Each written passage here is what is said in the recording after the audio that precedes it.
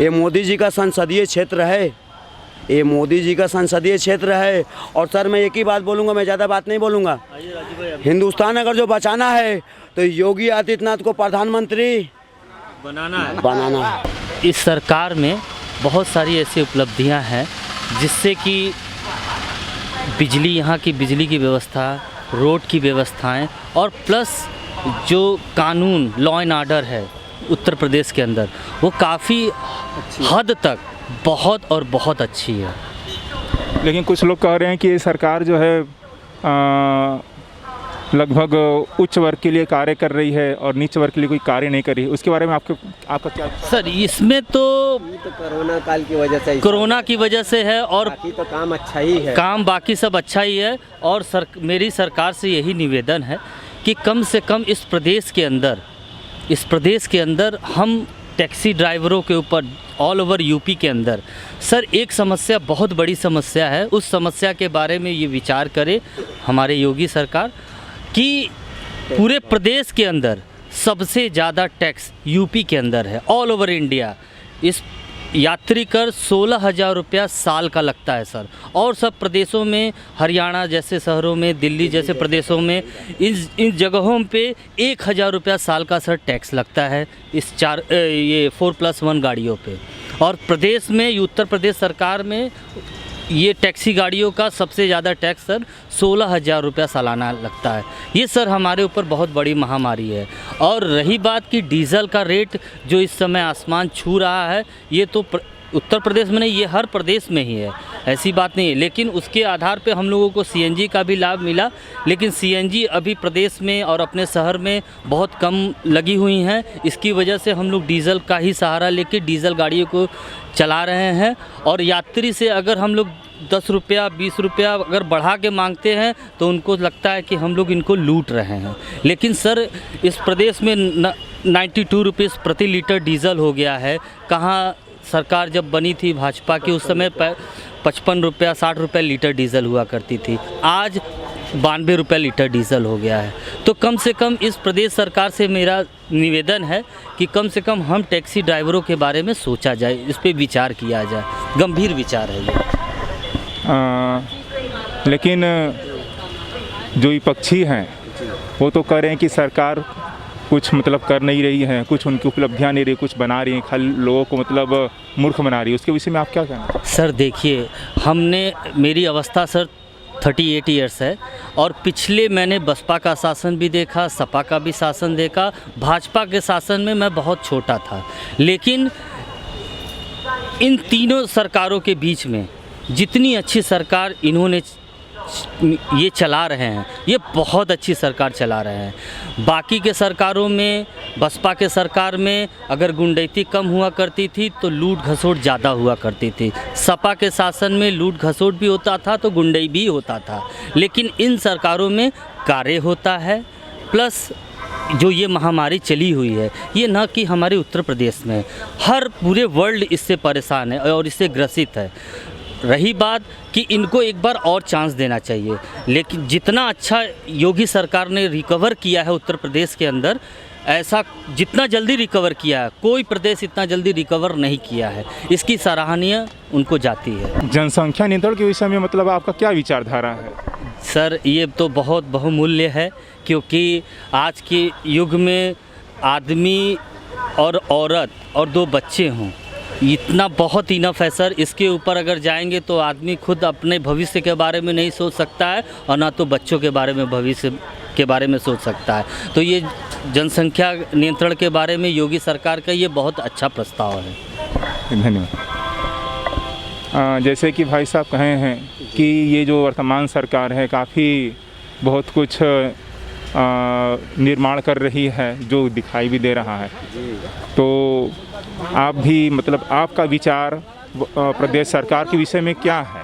क्या दोबारा मतलब उनको सत्ता में जनता लाएगी? अब ये तो सर अच्छी बातें हैं कि मतलब सरकार आएगी। ये तो योगी सरकार मतलब अच्छे ही सरकार चलाए। अब कोरोना काल की वजह से थोड़ा दिक्कत तो आया ही है। अब तेल वगैरह इतना ज़्यादा कीमत हो गया, तेल, पेट्रोल, डीजल, कि इससे थोड़ा सा जनता परेशान है। और टैक्स की वजह से थोड़ा यहाँ पर भी ज़्यादा प्रॉब्लम है। ज़्यादा इसलिए प्रॉब्लम है कि मतलब 16,000 सालाना टैक्स वो है, और दिल्ली जैसे राजधानी में 1,000 क्वार्टरली टैक्स है। तो इस हिसाब से देखा जाए तो यहाँ टैक्स की वजह से भी थोड़ा प्रॉब्लम है ही है। और आप बताइए कि जो सरकार की जो उपलब्धियां, जैसे कि सड़क का निर्माण है, पार्क का निर्माण है, विपक्षी तो कह रहे हैं कि जो है वो कुछ निर्माण तो करा नहीं रहे हैं, केवल पूर्व जो निर्मित है उसको केवल थोड़ा सा नया दिखा करके दिखा रहे हैं, जनता को भ्रमित कर रहे हैं। क्या विपक्षी की बात सत्य है कि असत्य है? नहीं, सही बात है। सड़क का निर्माण अच्छा हुआ है, जो हर जगह है अच्छे हैं, इनके काम बहुत अच्छा है। अब बीजेपी की सरकार आनी चाहिए एक बार। लेकिन विपक्षी तो कह रहे हैं कि लोगों को मूर्ख बना रहे हैं। उनका कहना भी जरूरी है, नहीं कहेंगे तो काम नहीं करेंगे, इसलिए विपक्षी होना भी बहुत जरूरी है और होना चाहिए। विपक्ष विरोध करेंगे तभी काम होगा, नहीं करेंगे तो काम नहीं होगा, फिर मनमानी वो अपना बीजेपी करने लगेंगे। इसलिए नहीं, जैसे कि विपक्ष तभी कमेंट कर सकती है जब सरकार कोई कार्य नहीं करती है, लेकिन यहाँ सरकार आते अपना कार्य तो करना शुरू की है, लोगों को दिखाई दे रहा है। तो विपक्षियों का जो मतलब जो कमेंट है वो तो व्यर्थ ही समझा जाएगा। इसके विषय में आपका क्या विचार है? नहीं, व्यर्थ तो है ही है। आप बाहर निकलिए, इसलिए विरोध किसी का करना बहुत अच्छा काम है। विरोध करेंगे तभी काम करेंगे, वो नहीं विरोध करेंगे तो तानाशाही हो जाएगी। विपक्षी और अन्य कुछ व्यक्ति हैं वो तो कह रहे हैं कि जो भाजपा तो केवल धर्म के आधार पर राजनीति करे, धर्म के आधार पर विकास करना चाहती है। इसके विषय में आपका क्या विचारधारा है? सर, अगर मेरी अपनी व्यक्तिगत विचारधाराएं पूछेंगे तो भाजपा और योगी सरकार ये जो है हिंदुत्व को अगर लेके चलती है तो अन्य पार्टियां किसको लेके चलती हैं। बस इस पे मैं कहना चाहूँगा कि जो सरकार इस समय हिंदुत्व को अगर लेके चल रही है तो ये बहुत बढ़िया है और इन्हीं को ही लेके चले। हिंदुत्व आज नहीं तो कल एक होंगे और एक होके आगे चलेंगे। ये बहुत अच्छी चीज़ है। अब आदमी जिस पे विचार करे, भाई मुस्लिम है तो मुस्लिम अपने मत को जहाँ देना चाहे वहाँ दे सकता है, लेकिन हम हिंदुत्व को एक होना पड़ेगा और एक होके सरकार को वोट देना है, योगी सरकार जीते बस। अच्छा, ये बताइए कि अगर सरकार धर्म के आधार पर अपना चुनाव जीतना चाहती है तो ये जो है विपक्षी के हिसाब से ये गलत है कि सही है? विपक्षी तो विरोध करेंगे ही ना सर। वो कहाँ धर्म के आधार पे तो वो तो विरोध करना ही है उनको ना। धर्म का आधार एक दूसरी चीज़ हो गई। विकास सबसे बहुमूल्य है। आप विकास कीजिए, धर्म जो भी हो, आप विकास करेंगे तो अन्य जातियां भी वोट करेंगे। सर लोग कह रहे हैं कि योगी मुख्यमंत्री बन गए तो यूपी छोड़ देंगे। नहीं सर, ऐसी कोई बात नहीं है। और रही बात कि हिंदू मुस्लिम इस प्रदेश के अंदर बहुत सुख शांति से हैं, सभी मज़े में हैं। हमारे कुछ मुस्लिम दोस्त इस टैक्सी स्टैंड के अंदर भी हैं जो कि बहुत सुख शांति से भी हैं। रही बात की महंगाई की वजह से सभी परेशान हैं। जो इस समय प्रदेश और भारत के अंदर जो महंगाइयाँ हैं उस महंगाइयों से बहुत लोग त्रस्त हैं।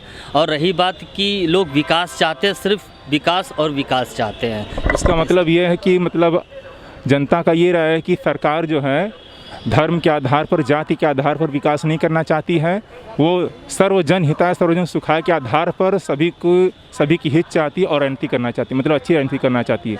यही मत बोलना चाहता हूँ। जी सर, सिर्फ और सिर्फ इस योगी सरकार सर्वप्रथम विकास के लिए ही उनका मूल मंत्र है कि विकास करना है उनको। एक छोटी चीज़ को लेके आज बड़ी चीज़ों तक पहुंचाना है। उनके हर एक रोड संबंधित हो गया, बिजली संबंधित हो गया, व्यापार संबंधित हो गया। कहाँ मेरा प्रदेश उत्तर प्रदेश बहुत पिछला हुआ करता था, 40वें स्थान पे हुआ करता था। आज हमारा जो है प्रदेश दूसरे तीसरे नंबर पे व्यापार के संबंधित में हो गया। तो हमारा धीरे धीरे यही विकास हो रहा है सर। और रही बात कि अभी कुछ दिन पहले हमने सुना था कि सपा में अखिलेश जी ने कहा था मेरी सरकार बनेगी तो 300 यूनिट बिजलियाँ फ्री दे देंगे। सर वो कहाँ से 300 यूनिट बिजली फ्री दे पाएंगे?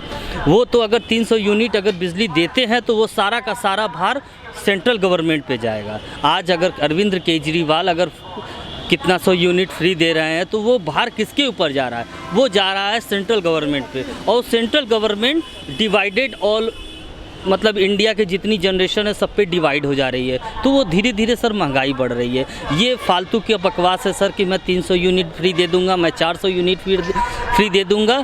सर बिजली कोई अपने घर से नहीं पैदा होता है, आदमी उसका पे करता है। अब रही बात कि सरकार बड़े बड़े वादे करती हैं कि ये कर देंगे वो कर देंगे, ऐसा कुछ भी नहीं है सर। जो चीज़ हो, सत्य हो, उसको धरातल पे लेके आइए। जैसे योगी सरकार ने रोड संबंधित किया और काफ़ी विकास किया, गुंडागर्दी प्रदेश के अंदर धीरे धीरे ख़त्म होती चली जा रही है, यही है। Sir my name is Sanjay Kumar Sharma from Siwan. तो सर इसी वाराणसी में मेरा जन्म हुआ है, ये सिगरा लहरतारा, लेकिन अलग है, लहरतारा अलग है। वो जो भी है वाराणसी में ही है, वाराणसी में, ये वो वाराणसी के बाहर नहीं है सर। लेकिन पहले मैं देखता था इसी स्टेशन का रंग और रूप कुछ अलग रहता था, लेकिन आज योगी सरकार में कैसा रूप दिख रहा है स्टेशन का, बहुत साफ सुथरा। कुछ लोग तो कह रहे हैं कि योगी सरकार विकास नहीं कर रही, लोगों को मूर्ख बना रही है। वो लोग मतलब अब थोड़ा आप बोले ना पॉलिटिकल बात सर, पॉलिटिकल जो सत्ता में है विपक्ष वाले सबको खींचना चाहते हैं कि मैं बैठ जाऊं कुर्सी में, समझिए कि नहीं। हमने उनको नहीं बैठाया है, ये पब्लिक बैठाया है। ये मोदी जी का संसदीय क्षेत्र है, ये मोदी जी का संसदीय क्षेत्र है। और सर मैं एक ही बात बोलूँगा, मैं ज़्यादा बात नहीं बोलूँगा। हिंदुस्तान अगर जो बचाना है तो योगी आदित्यनाथ को प्रधानमंत्री बनाना है। हिंदुस्तान बचाना है तो योगी आदित्यनाथ को प्रधानमंत्री। ये बताइए कि मतलब लोग कह रहे हैं कि विपक्षी और कुछ मतलब जनता के लोग कह रहे हैं कि सरकार धर्म की राजनीति कर रही है, जात की राजनीति कर रही है, उच्च वर्ग को केवल आगे बढ़ा रही है, नीच वर्ग को छोड़ दे रही है। इसके विषय में आपका क्या राय है? सर इसके विषय में तो ये है, अगर आप देख ही रहे होंगे कि उच्च वर्ग को कितनी आरक्षण है और क्या आरक्षण का उच्च वर्ग फायदा पा रहा है। 10% आरक्षण हमें दिया गया है और उस आरक्षण को भी हम नहीं पा रहे हैं। और ये तो हम तो सोचते हैं कि अभी फ़िलहाल समय आ गया है कि इसको आर्थिक रूप में आरक्षण दिया जाए, सबको दिया जाए। आर्थिक रूप में अगर विकास चाहते हैं तो सबको आर्थिक रूप में दिया जाए आरक्षण। इससे जातिवाद को भी बढ़ावा नहीं मिलेगा। हाँ, आर्थिक के आधार पर अगर दे दिया जाए आरक्षण तो इससे जातिवाद को भी कोई असर नहीं पड़ेगा। आरक्षण ही है जो कि जातिवाद को बढ़ावा दे रहा है। जैसे कि लोग कह रहे हैं कि धर्म के नाम पर राजनीति कर रही, धर्म के नाम पर राजनीति करके 2022 का चुनाव फिर से जीतना चाहती है, उसके विषय में आपको क्या राय है? सर ये तो आप जान रहे हैं, ये हिंदुस्तान है, ये हिंदुस्तान है। धर्म के नाम पे कोई राजनीति नहीं है। यहाँ सभी को समानता का अधिकार प्राप्त है, सभी धर्म को बराबर अधिकार प्राप्त है। जो देश के विकास के लिए जो सोच रहा है, चाहे वो सीमा पर हो चाहे क्षेत्र में हो, और जो विकास की ओर अग्रसर हो रही है, जो आपको दिख रहा है आज बनारस की स्थिति आपको समझ में आ रही होगी। फ्लाईओवर चारों तरफ जाल बिछा हुआ है, रिंग रोड है, ये तो सामने आने की तरह साफ दिख रहा है, जिसको किसी को बताना भी नहीं है कि कौन है। जो सरकार काम करती है उसी के वर्चस्व है, जो सरकार काम नहीं करेगी वो दूसरों की गलतियाँ गिनाएगी। इसका मतलब ये है कि विपक्षी केवल ढोंग कर रही, झूठ बोल रही है। उनके विचारों से ढोंग लग रहा है, लेकिन सत्यता तो यही, अगर आप दुख के घूमेंगे तो देखेंगे कि आगे विकास हो रहा है या नहीं, आपको मालूम चल जाएगा खुद बनारस में। सर 70 ईयर्स कुछ मायने रखता है। Atal ji, Modi ji, Yogi ji only 10 years 12 years में दिखा दिए, लेकिन लोग 70 ईयर्स में क्या किया है हिंदुस्तान में, आप मेरे को जवाब दे। आप मीडिया वाले हैं ना, आप मेरे को जवाब दीजिए। ये राम मंदिर 370 धारा, वहाँ पाकिस्तान का झंडा फहरता था हिंदुस्तान में रहते हुए, तो क्या ये गलती है क्या? धारा हटा देना, आज़ादी दे देना। यही मेरी बात है मोदी जी से सबसे। सर जो हो रहा है अच्छा हो रहा है और ऐसा ही होना चाहिए। मैं आपसे पहले ही बोला, हिंदुस्तान बचाना है तो योगी जी को प्रधानमंत्री